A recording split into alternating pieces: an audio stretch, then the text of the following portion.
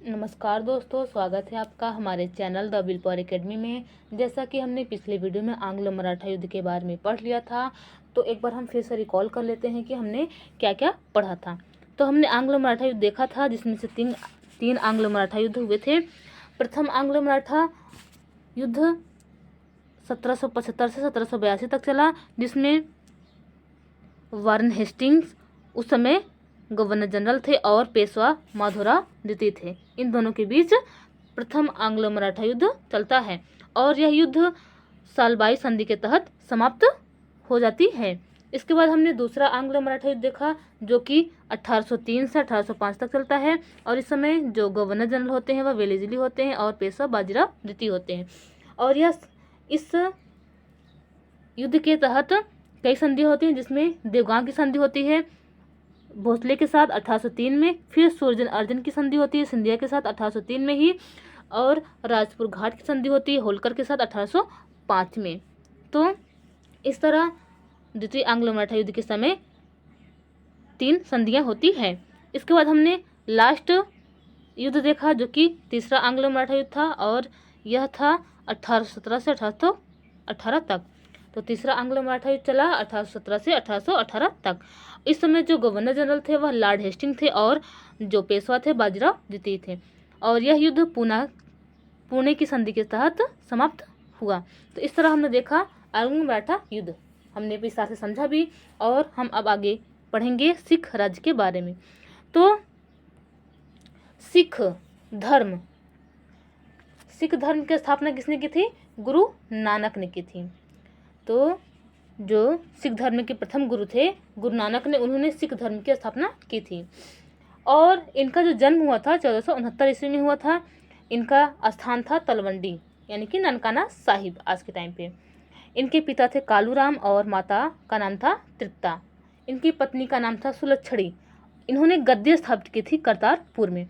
इनको उपाधि दी गई थी हजरत रब्बुल मजीद की, और यह खत्री जाति के थे। इसके अलावा इनके कुछ दर्शन थे, जैसे शांत चिंतन, मधुर भाषी और सबसे प्रेम करना, ये इनके दर्शन थे। इसके अलावा एक दर्शन और है, इन्होंने निराकार परम सत्ता में विश्वास रखने की बात कही थी। ठीक है, फिर अगले गुरु बनते हैं गुरु अंगद सिंह, जो कि दूसरे गुरु होते हैं, जिन्हें लहना के नाम से भी जाना जाता है। फिर तीसरे गुरु होते हैं गुरु अमरदास। इसके बाद चौथे गुरु गुरु रामदास। पांचवें गुरु गुरु अर्जुन देव, जो कि रामदास के तीसरे पुत्र होते हैं। इन्हें सच्चा पातशाह के नाम से भी जाना जाता है, यानी कि इन्हें सच्चा पातशाह भी कहा गया था। फिर उसके बाद छठवें गुरु आते हैं गुरु हरगोविंद सिंह। सातवें गुरु गुरु हर राय, और इसके बाद आठवें गुरु गुरु हरकिशन होते हैं। नौवें गुरु गुरु तेग बहादुर और 10वें गुरु गुरु गोविंद सिंह। इन्हें 10म पातशाह के रूप में आप जान सकते हैं। और गुरु गोविंद सिंह सिखों के 10वें और अंतिम गुरु थे। इन्होंने गुरु परंपरा को समाप्त कर दिया था। तो इस तरह से जो सिख गुरु परंपरा थी वह 10 थी। तो पहले गुरु थे गुरु नानक, जिनका जन्म 1469 में हुआ था, और गुरु गोविंद सिंह अंतिम गुरु थे। इनकी मृत्यु 1708 ईस्वी में हुई थी। जो सिख क्षेत्र था वह था पंजाब, और धर्म क्या था? सिख धर्म। ठीक है, अब बात आती है महाराजा रणजीत सिंह की। थोड़ा सा इनके बारे में हम लोग जान लेते हैं। इनका जो जन्म हुआ था 1780 ईस्वी में हुआ था। ये सुकर चकिया मिसल के प्रमुख महासिंह के यहाँ हुआ था। इनका जो जन्म हुआ था 1780 में सुकर चकिया मिसल के प्रमुख जो थे महासिंह, इनके यहाँ हुआ था। महासिंह की मृत्यु के बाद ही 1792 में रणजीत सिंह 12 वर्ष की आयु में सुकर चकिया मिसल के प्रमुख बने। तो जब इनके पिता की मृत्यु हो गई तो 1792 में रणजीत सिंह की जो आयु थी वह 12 वर्ष की थी। उस समय ये सुकर चकिया मिसल के प्रमुख बने। तो 1799 में इसके अलावा उन्होंने क्या क्या किया, तो हमने देखा कि जन्म 1780 में हुआ, 1792 में ये राजा बने जब इनके पिता महासिंह की मृत्यु हो गई। तो इनका मिसल था सुकर चकिया। ये प्रधान रणजीत सिंह प्रधान बने अपने पिता की मृत्यु के बाद। और इसके बाद महाराजा रणजीत सिंह 1799 ईस्वी में लाहौर पर 1799 में इन्होंने लाहौर पर कब्जा किया और लाहौर को राजनीतिक केंद्र के रूप में राजधानी स्थापित की। इसके बाद अमृतसर को इन्होंने धार्मिक केंद्र के रूप में स्थापित किया। और इतना ही नहीं, इसके अलावा इन्होंने मुल्तान, कश्मीर, पेशावर जीतकर अपने अधीन कर लिया था। तो 1799 में रणजीत सिंह ने लाहौर पर कब्जा किया और 1802 में, कुछ स्रोतों में 1805 कही गई है, लेकिन 1802 में भंगी मिसल से अमृतसर छीन लिया। उसके बाद रणजीत सिंह ने कुछ ही वर्षों में मुल्तान, कश्मीर और पेशावर पर अधिकार कर लिया। महाराजा रणजीत सिंह ने लाहौर को अपनी राजधानी बनाई, ये सब तो हमने पढ़ा जाना भी। उसके बाद इन्होंने क्या किया, रणजीत सिंह ने अपनी सेना का गठन यूरोपीय ढंग से किया, जिसमें घुड़सवार के प्रशिक्षण के लिए फ्रांसीसी सेनापति आलार्ड तथा पैदल सेना के लिए इटली के सेनापति बंतूरा और तोपखाने के प्रशिक्षण के लिए फ्रांसीसी जनरल कोर्ट एवं अमेरिकी कर्नल गार्डनर को नियुक्त किया। ठीक है, और इतना ही नहीं, रणजीत सिंह के सैन्य संगठन को भारतीय पृष्ठभूमि में ब्रिटिश फ्रांसीसी सैन्य व्यवस्था कहा जाता था। ठीक, कहा जाता है कि रणजीत सिंह की फौज एशिया की दूसरी सबसे अच्छी फौज थी। पहला स्थान अंग्रेज ईस्ट इंडिया कंपनी की फौज का था। रणजीत सिंह ने 1809 में राज्य की सुरक्षा की दृष्टि से चार्ल्स मेटकॉफ से अमृतसर की संधि की। ठीक है, और इसके अलावा अहमद शाह अब्दाली के पौत्र, जिनका नाम है शाह शुजा, ये अपने भाई द्वारा अबदस्त, यानी कि इनके भाई ने इनको गद्दी से उतार कर इन्हें अपने क्षेत्र से निकाल दिया था। तो शाह शुजा ने महाराजा रणजीत सिंह की सहायता से फिर से उस पर अपने क्षेत्र पर कब्जा किए, और शाह शुजा की सहायता के कारण ही महाराजा रणजीत सिंह को वह प्रसिद्ध कोहिनूर हीरा प्राप्त हुआ। तो शाह शुजा ने रणजीत सिंह को जो कोहिनूर हीरा भारत से नादिर शाह लूट कर ले गया था, वही कोहिनूर हीरा रणजीत सिंह को प्राप्त हुआ। तो शाह शुजा ने रणजीत सिंह को कोहिनूर हीरा प्राप्त किया था, जिसे नादिर शाह लाल किले से लूट कर ले गया था। फ्रांसीसी यात्री विक्टम जकमा ने रणजीत सिंह की तुलना नेपोलियन से की थी। ठीक है, तो हमने देखा और जाना रणजीत सिंह के बारे में। तो इन्होंने सेना का निर्माण किया, कैसे किया, यूरोपीय नमूने पर। जो जनरल थे बंतूरा और अलार्ड, कई लोग थे, और इनकी एक नीति थी झुको झुको और झुको। ठीक, तो इन्होंने अमृतसर की संधि की 1809 में, और क्यों की थी, क्योंकि सुरक्षा की दृष्टि से इन्होंने संधि की थी। किसके साथ, चार्ल्स मेटकाफ के साथ। ठीक है, आगे हमने ये सब जान लिया कि उन्होंने कैसे अफगानिस्तान के अब्दाली के पौत्र शाह शुजा जो थे, उन्होंने शाह शुजा की महाराजा रणजीत सिंह की सहायता की और उन्हें कोहिनूर हीरा दिया। इसके अलावा पंजाब, जो कि राजनीतिक दृष्टि से अशांति था, जो पंजाब था वह राजनीतिक अशांति के रूप में था। तो 1839 में जब महाराजा रणजीत सिंह की मृत्यु हो गई, तो पंजाब में राजनीतिक अशांति फैल गई। तो क्या हुआ, जो संधालिया थे डोगरा बंधु में उत्तराधिकारी को लेकर संघर्ष होने लगा, और अंतिम जो राजा दलीप सिंह थे उनको 1843 में गद्दी पर बैठा दिया गया। ठीक है, तो इतना हमने जाना सिख राज के बारे में। अब हम पढ़ेंगे आंग्ल सिख युद्ध के बारे में। तो देखेंगे कि आंग्ल सिख युद्ध जो होता है वह कैसे हुआ। ठीक है, तो प्रथम आंग्ल सिख युद्ध कब से कब तक चला, 1845 से 1846 तक। तो क्या होता है कि प्रथम आंग्ल सिख संघर्ष के समय भारत का गवर्नर जनरल लॉर्ड हार्डिंग होता है, और अंग्रेजी सेना का प्रमुख होता है वह होता है सर ह्यूग गफ। तो गवर्नर जनरल है लॉर्ड हार्डिंग, और अंग्रेजी सेना के प्रमुख का नाम है सर ह्यूग गफ। अंग्रेजी सेना ने सितंबर 1845 में मुदगी, दिसंबर 1845 में फिरोज शाह, जनवरी 1846 में बद्दोवाल और आलीवाल की लड़ाइयाँ लड़ी। ठीक है, परंतु जो सबराव की लड़ाइयाँ होती है वह निर्णायक सिद्ध होती है और सबराव की संधि होती है सबराव की जो लड़ाई होती है फरवरी 1846 में। तो 1845 से 1846 तक प्रथम आंग्ल सिख युद्ध चलता है, जिसमें मुदकी, फिरोज शाह, बद्दोवाल, आलीवाल की लड़ाइयाँ होती है और ये जो लड़ाइयाँ होती है वह अनिर्णित युद्ध होता है। जो सबराव की लड़ाई होती है वह निर्णायक मानी जाती है और इसमें अंग्रेज विजयी रहते हैं। फिर लाहौर की संधि होती है और इसी लाहौर की संधि के तहत प्रथम आंग्ल सिख युद्ध समाप्त होता है। ठीक है, लेकिन फिर भी इसके बाद एक और संधि होती है दिसंबर 1846 में, भैरोवाल की संधि। तो जो ये युद्ध होता है, इस युद्ध के बाद मार्च 1846 में अंग्रेजों एवं सिखों के बीच लाहौर की संधि संपन्न हुई। इस संधि के अनुसार क्या कहा गया, सुनते हैं हम लोग। सिखों ने सतलज नदी से दक्षिण की तरफ के सारे क्षेत्र अंग्रेजों को सौंप दिए। तो जो सिख थे वह अंग्रेजों को सतलज नदी के दक्षिण की तरफ जितने भी क्षेत्र थे वह अंग्रेजों को सौंप दिए। इस संधि के बदले अंग्रेजों ने दलीप सिंह को महाराजा तथा लाल सिंह को वजीर के रूप में स्वीकार कर लिया।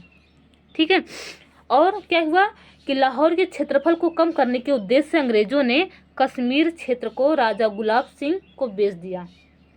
उन्होंने लाहौर के क्षेत्रफल को कम करना चाहा और इसी उद्देश्य से अंग्रेज ने कश्मीर को, जो कश्मीर का क्षेत्र था, वह गुलाब सिंह को बेच दिया, जिस कारण से सिखों ने लाल सिंह के नेतृत्व में पुनः विद्रोह किया। ठीक है, फिर क्या हुआ, आगे चलकर दिसंबर 1846 में भैरोवाल की संधि होती है, जिसके अनुसार इस संधि में यह होता है कि राजा दलीप सिंह के वयस्क होने तक ब्रिटिश सेना को लाहौर में तैनात कर दिया। तो जो दलीप सिंह होते हैं वह क्या होते हैं, वह कम उम्र के होते हैं। तो अंग्रेज क्या करते हैं कि उनके वयस्क होने तक ब्रिटिश सेना को लाहौर में तैनात कर दिया।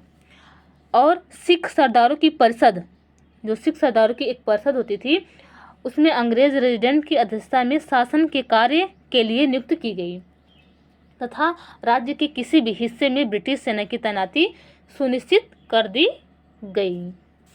ठीक है, तो हमने देखा कि लाहौर की संधि होती है और किस तरह फिर भैरोवाल की संधि होती है। भैरोवाल की संधि क्यों होती है, क्योंकि अंग्रेज लाहौर क्षेत्र को कम करने के लिए, छोटा करने के लिए कश्मीर क्षेत्र को गुलाब सिंह को बेच देते हैं, जिस कारण से सिखों ने लाल सिंह के नेतृत्व में पुनः विद्रोह कर देते हैं। फिर बाद में भैरोवाल की संधि होती है और वह संधि होती है दिसंबर 1846 में। ठीक है, और इसी संधि के तहत अंग्रेजों ने क्या किया कि राजा दलीप सिंह को वयस्क होने तक ब्रिटिश सेना को लाहौर में तैनात करने का आदेश दे दिया। और इतना ही नहीं, इसके अलावा जो सिख सरदारों की एक परिषद होती थी, उस परिषद में अंग्रेज रेजिडेंट की अध्यक्षता में शासन कार्य के लिए नियुक्त की गई तथा राज्य के किसी भी हिस्से में ब्रिटिश सेना की तैनाती सुनिश्चित कर दी गई। ठीक है, तो ये था प्रथम आंग्ल सिख युद्ध। अगला हम देखेंगे आंग्ल सिख युद्ध सेकेंड, जो कि 1848 से 1849 तक चलता है। तो क्या होता है कि इस समय जो गवर्नर जनरल है वह है लॉर्ड डलहौजी। तो देखते हैं आगे क्या होता है कि मुल्तान के गवर्नर मूलराज को अपदस्थ यानी कि गद्दी से उतार देने के कारण सिखों ने विद्रोह किया। तो यह युद्ध कैसे शुरू होता है, इसकी भूमिका कैसे बनती है, हम यह जान लेते हैं। क्या होता है कि मुल्तान के जो गवर्नर होते हैं मूलराज, उनको गद्दी से उतार दिया जाता है, जिसके कारण से सिखों ने विद्रोह कर दिया, जिसका लाभ उठाकर डलहौजी ने युद्ध की घोषणा कर दी। तो अंग्रेज यही सोचते थे कि कैसे हमें मौका मिले और हम उस क्षेत्र पर आक्रमण करें जिससे वह हमारे कब्जे में हो जाए, हमारे नियंत्रण में आ जाए। तो वह मौके का फ़ायदा उठा लिए। जो गवर्नर थे, मुल्तान के गवर्नर थे मूलराज, उनको गद्दी से उतार दिया गया था, जिसके कारण से सिखों ने विद्रोह कर दिया और इसी मौके का लाभ उठाकर डलहौजी ने युद्ध की घोषणा कर दी, जो कि द्वितीय आंग्ल सिख युद्ध की भूमिका तैयार होती है। यह एक पृष्ठभूमि आपको देखने को मिलता है। फिर रामनगर का युद्ध होता है नवंबर 1848 में। उसके बाद चिलियावाला का युद्ध होता है जनवरी 1849 में। ठीक, तो यह जो युद्ध होता है वह सेकेंड आंग्ल सिख युद्ध से संबंधित होता है। ठीक, उसके बाद क्या होता है कि डलहौजी के शासनकाल में चार्ल्स नेपियर के नेतृत्व में, गवर्नर जनरल डलहौजी हैं लेकिन नेतृत्वकर्ता कौन है? Charles Napier. तो इन्हीं के शासनकाल में चार्ल्स नेपियर के नेतृत्व में अंग्रेजी सेना ने फरवरी 1849 में गुजरात के युद्ध में अंतिम रूप से सिख सेना को परास्त किया। तो किसने परास्त किया? चार्ल्स नेपियर ने। नेतृत्वकर्ता यही थे। तो इन्होंने तोपों के युद्ध में सिखों को हरा दिया। ये युद्ध क्या था? गुजरात का युद्ध था। कब? फरवरी 1849 में। ठीक, गुजरात युद्ध जीतने के बाद डलहौजी ने मार्च 1849 में पंजाब को अंग्रेजी राज्य के अंतर्गत विलय कर लिया। जब गुजरात युद्ध डलहौजी जीत गया तो मार्च 1849 में पंजाब को अंग्रेजी राज्य में मिला लिया। महाराजा दलीप सिंह को अंग्रेजों ने लगभग 5 लाख रुपए की वार्षिक पेंशन पर शिक्षा के लिए इंग्लैंड भेज दिया। ठीक है, और दलीप सिंह से कोहिनूर हीरा लेकर ब्रिटिश राज मुकुट में लगा दिया। तो ये जो आपको स्टोरी देखने को मिल रही है कोहिनूर हीरा का, तो सबसे पहले कोहिनूर हीरा कहाँ पे था? शाहजहां ने अपने मयूर सिंहासन में इसको जड़वाया था कोहिनूर हीरा को। फिर नादिर शाह लूट कर लेकर नादिर शाह जब दिल्ली पर आक्रमण किया तो वहाँ से लूट कर वह अपने क्षेत्र लेकर गया। फिर वहाँ से शाह शुजा महाराजा रणजीत सिंह को देते हैं।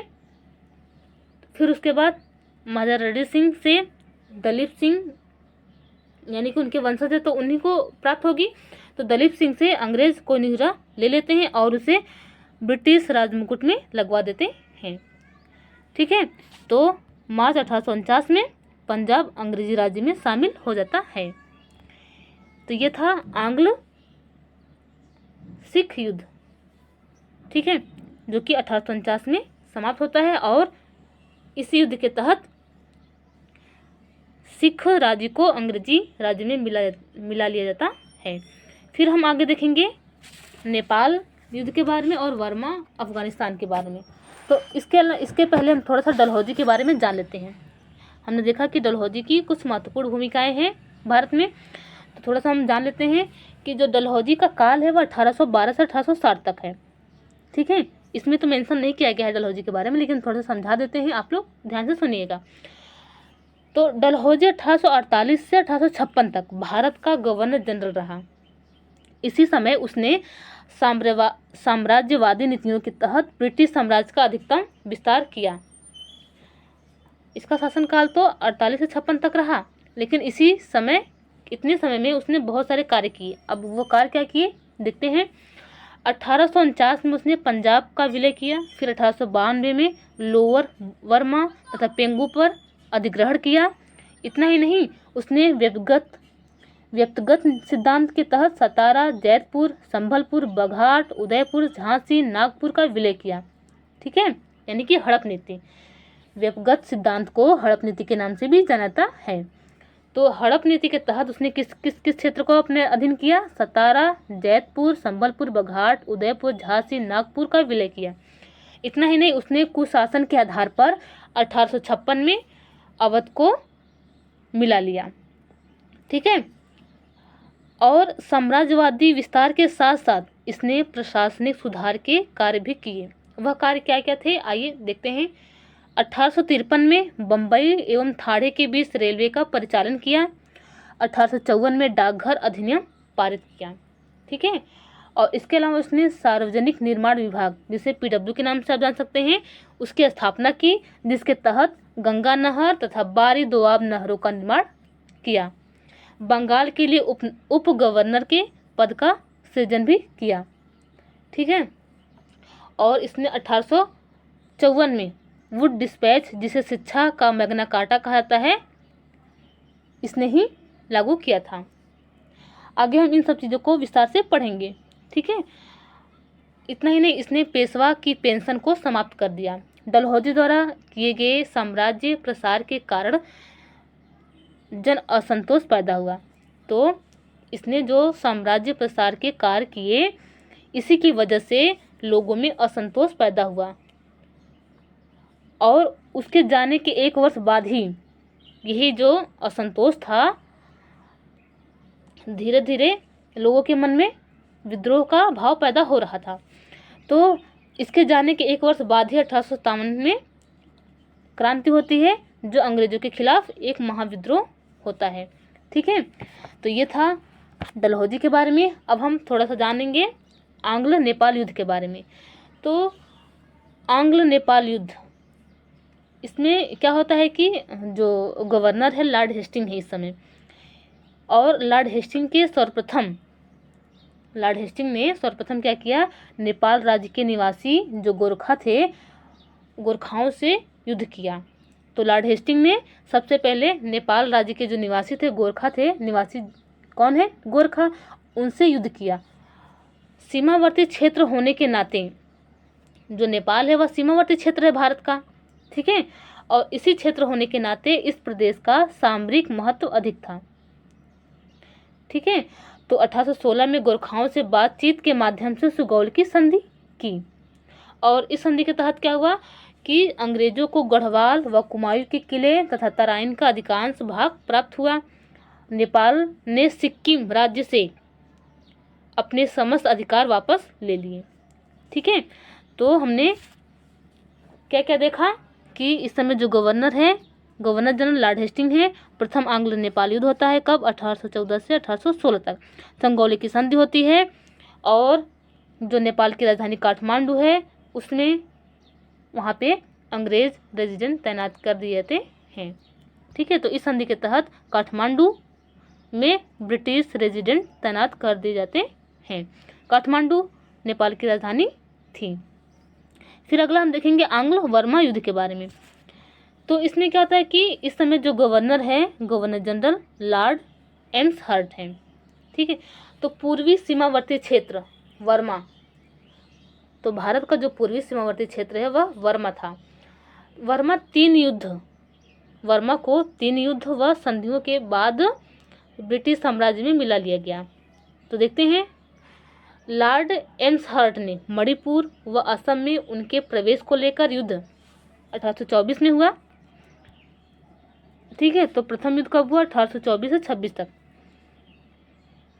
और क्योंकि असम में जो गवर्नर जनरल थे उन्होंने मणिपुर व असम में प्रवेश को लेकर युद्ध किया, और यह युद्ध होता है 1824 से 1826 तक। अंततः यह युद्ध 1826 में यानदऊ की संधि के तहत समाप्त हो जाती है। ठीक है, तो यह समाप्त हो जाती है, और यानदऊ की संधि समाप्त होने के साथ साथ पेंगो पर उनका अधिकार हो जाता है। फिर 1852 में डलहौजी ने इमारती लकड़ियों तथा वर्मा के जंगलों पर आधिपत्य की इच्छा से युद्ध किया। यानी कि 1852 में जब डलहौजी गवर्नर जनरल होता है तो इसने क्या किया, इसने इमारती लकड़ियों को और वर्मा के जंगलों पर अधिकार करने की इच्छा से युद्ध किया, और लोअर वर्मा जो कि पेंगू है के नाम से जान सकते हैं आप, उसके क्षेत्रों पर अधिकार कर लिया। कब, 1852 में। तो 1852 में सेकेंड आंग्ल वर्मा युद्ध होता है, और इस समय गवर्नर जनरल होता है लॉर्ड डलहौजी। तो लोअर वर्मा पर अधिकार कर लेता है और पेंगू पर पूर्णता अधिकार हो जाता है। इस समय इन क्षेत्रों पर पूर्णता अधिकार हो जाता है।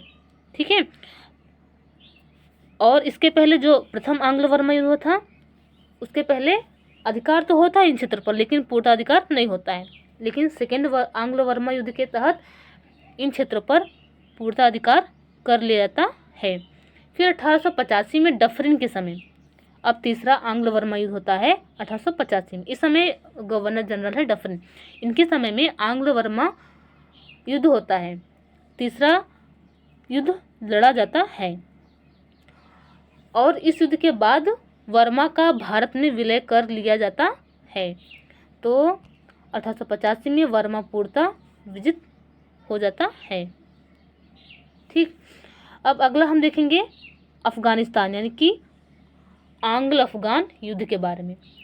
तो इस समय जो गवर्नर जनरल है लॉर्ड ऑकलैंड होते हैं।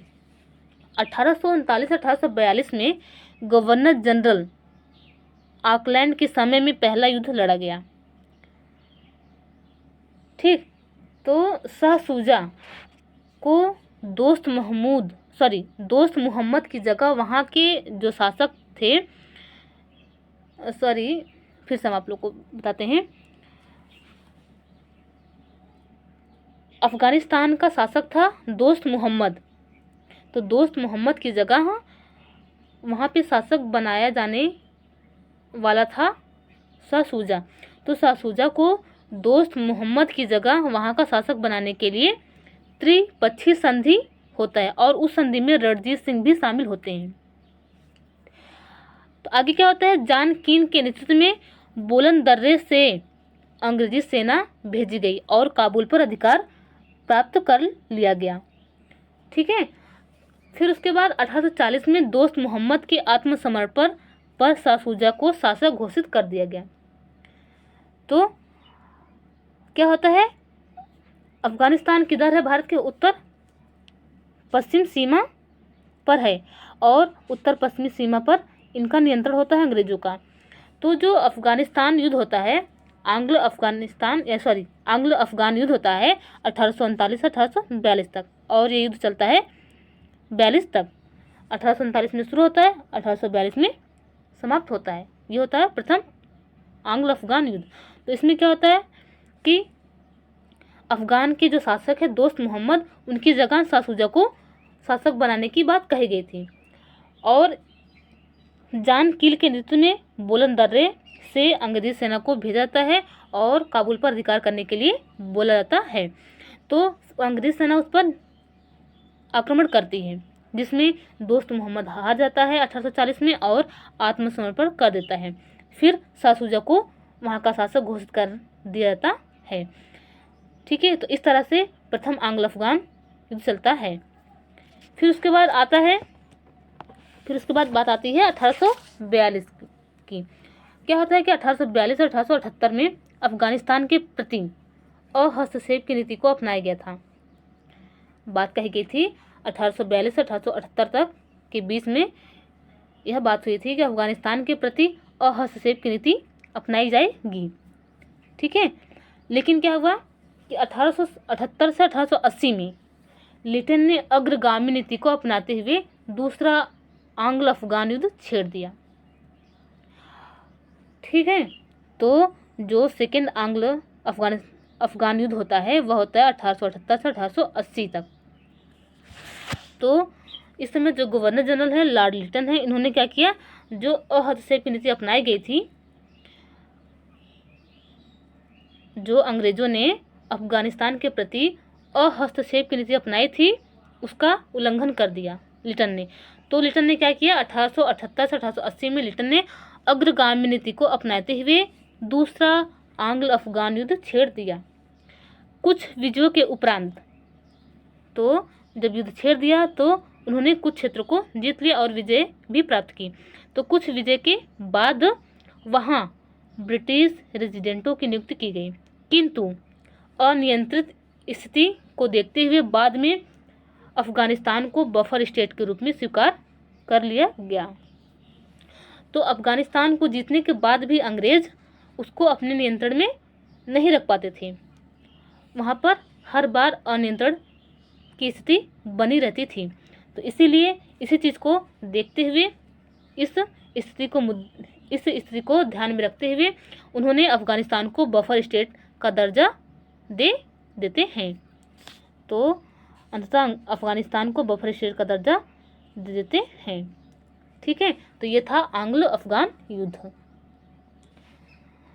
तो आज हम अपना लेक्चर यहीं पे समाप्त करते हैं। आज के लिए हम यहीं पे अपना लेक्चर समाप्त करते हैं। फिर हम अगले वीडियो में पढ़ेंगे 1857 की क्रांति। तो तो 1857 की क्रांति हम अगले वीडियो में पढ़ेंगे, समझेंगे विस्तार से कि ये जो क्रांति हुई क्यों हुई और कैसे स्टार्ट हुई, इसकी भूमिका क्या थी, सब चीज़ों के बारे में हम पढ़ेंगे। तो मुझे उम्मीद है कि आपको ये सारे टॉपिक्स क्लियर हुए होंगे, जो भी हमने पढ़ाया है आपको सब कुछ समझ में आया होगा। तो मिलते हैं आपसे अगले वीडियो में। अगर आपको वीडियो पसंद आई हो तो वीडियो को लाइक, सब्सक्राइब, शेयर ज़रूर करें और हाँ, बेल आइकन को प्रेस करना ना भूलें, ताकि जब हम अपना अगला वीडियो अपलोड करें तो उसका नोटिफिकेशन आपको मिलता रहे। धन्यवाद, मिलते हैं आपसे जल्द ही।